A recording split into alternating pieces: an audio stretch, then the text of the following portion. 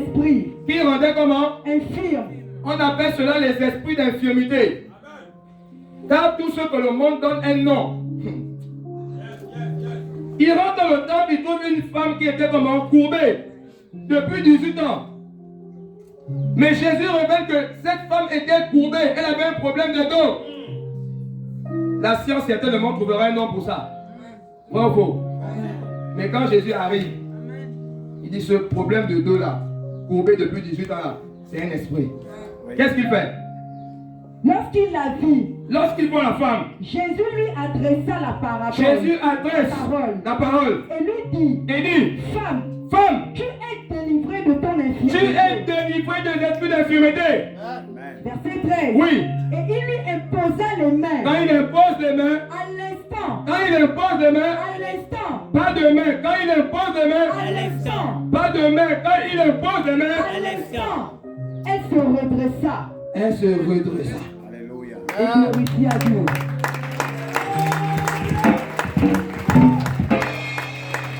Je vois dans mon esprit plusieurs personnes qui sont arrivées avec des infirmités liées à des esprits qui opèrent.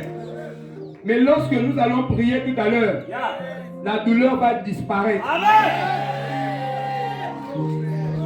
18 ans courbés. Certainement conditionnés par des médicaments. Chaque mois, chaque 3 mois, chaque 6 mois, chaque 1 an, faut prendre médicaments, pilules, etc. Le problème n'était pas naturel, le problème était spirituel.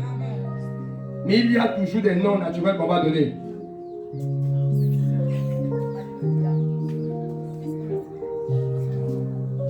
Cela sera le partage de quelqu'un tout à l'heure. Cette douleur que tu as sur ton côté gauche là, pendant que je partage la parole, ça va disparaître.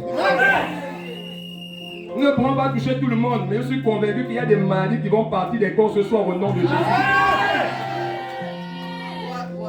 Tous ceux qui étaient en captivité retenus par un esprit, ils vont partir, ils vont lâcher ce domaine au nom puissant de Jésus. Merci. Prenons notre texte. Marc chapitre 9. Versets 25 à 27. Marc 9, 25 à 27. Qu'est-ce que Jésus nous enseigne par cette image? Oui. Il est écrit dans le livre de Marc chapitre 9, versets 25 à 27. Oui. Jésus voyant accourir la foule. Jésus voit une foule qui court. Menaça l'esprit impur. Il menace l'esprit impur. Et lui dit. Esprit muet et sourd. Esprit comment? Muet et sourd. Esprit comment? Muet et sourd. Donc lorsque il dit esprit muet et sourd. Donc cet enfant ne parlait pas, il n'entendait pas. Pourquoi? Parce qu'il y avait un esprit à l'intérieur du corps de l'enfant qui empêchait à l'enfant d'entendre et de parler. Certains parents disent non, c'est une anomalie, c'est normal, voici. C'était un esprit qui rendait cet enfant muet et sourd.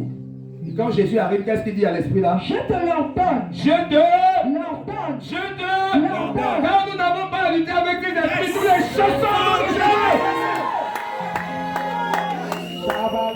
Je te l'ordonne. Oui. Sors de cet enfant. Sors de cet enfant. Et ne rentre plus. Et ne rentre plus. Donc il y a possibilité qu'un esprit qui est parti peut encore rentrer. Si tu ne suis pas les conditions données par la parole de Dieu. C'est pourquoi tu peux courir au séminaire de Kangoka. Tu peux courir lundi pour Ivan Castano. Tu peux courir à Gouda Sanogo. Tu peux courir. Si et seulement tu ne suis pas les conditions prévues par la parole de Dieu.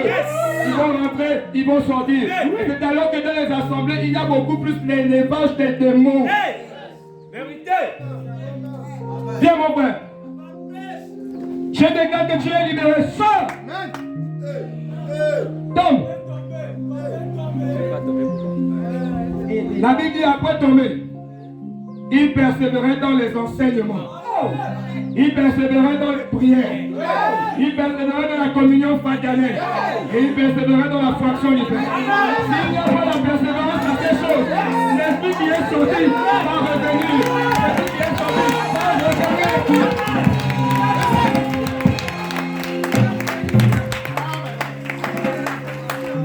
Il y a plusieurs là qui ont été délivrés depuis. Mais les esprits sont revenus. Parce que tu n'as pas suivi les conditions prévues par la parole de Dieu après délivrance, après la prière, après l'imposition des mains. Qu'est-ce que tu as fait après? Car souviens-toi, l'esprit a dit, je fais un tour, mais je vais retourner dans ma maison où je suis sorti. Donc il y a souvent des visites. Tu es visité matin, midi et soir. Des hôtels de famille, tu es visité pour savoir si cette maison est équipée désormais d'un écran plasma céleste.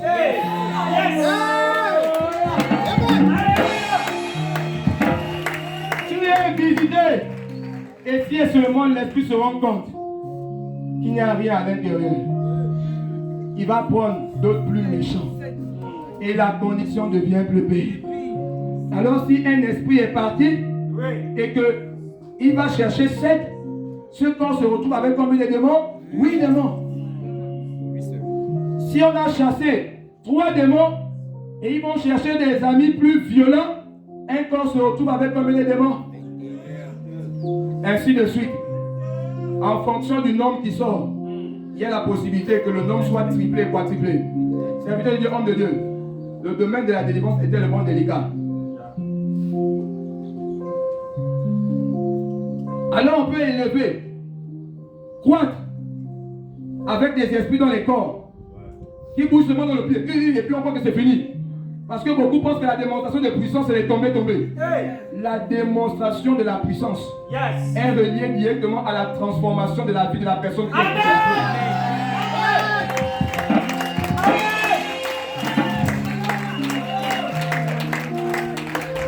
Toute puissance qui est limitée à te faire tomber, à te faire relever, à te faire tomber, à t'exposer, à monter dans les réseaux sociaux que je suis l'homme de Dieu qui a l'onction plus, et que la vie n'est pas transformée, ce n'est pas une onction qui vient du Seigneur. Je connais une femme dans la Bible. Elle s'appelait Marie de Magdalene.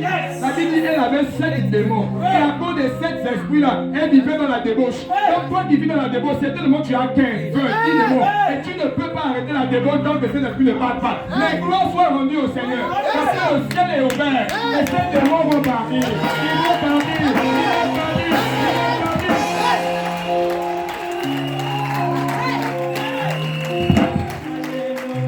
La Bible nous montre que réellement, donc ces esprits c'est réel parce qu'elle avait 7 démons, elle vient de vie de débauche. Quand elle rencontre Jésus, quand les 7 démons partent, elle arrête la débauche. Donc la débauche était conditionnée par ces esprits. Le mode de vie que tu as est conditionné par ces esprits.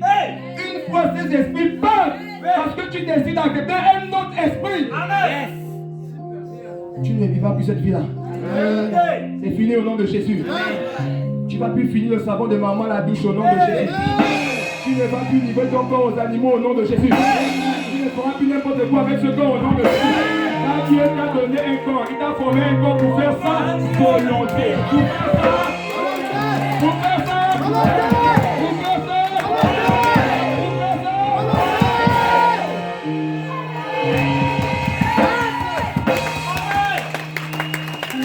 Regarde celui qui est à tes côtés, dis ton corps est pour faire la volonté de Dieu.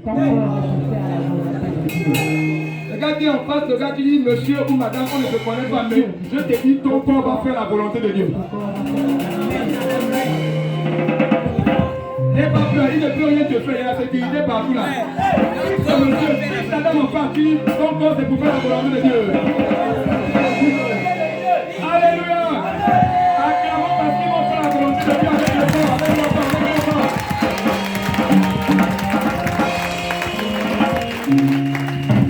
Matthieu 17, 14 à 18. Qu'est-ce que la Bible dit? Oui. Matthieu 17, 14 à 18.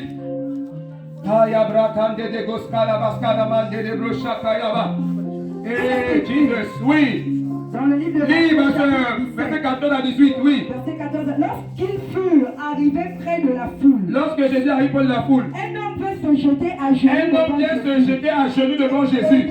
Et il dit, Seigneur, Seigneur, aie pitié de mon aie fils pitié de mon fils qui est qui est lunatique et qui souffre cruellement. et il souffre cruellement. Il tombe souvent dans le feu. Il tombe souvent dans le feu, Souvent dans l'eau. souvent dans l'eau. Je l'ai amené à tes Je disciples. l'ai amené à tes disciples. Ils n'ont pas pu le dire.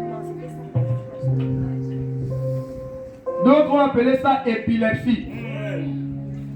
Mais il n'y a pas que donné par la lune. Quand il fait chaud à midi, là, tu deviens nerveuse.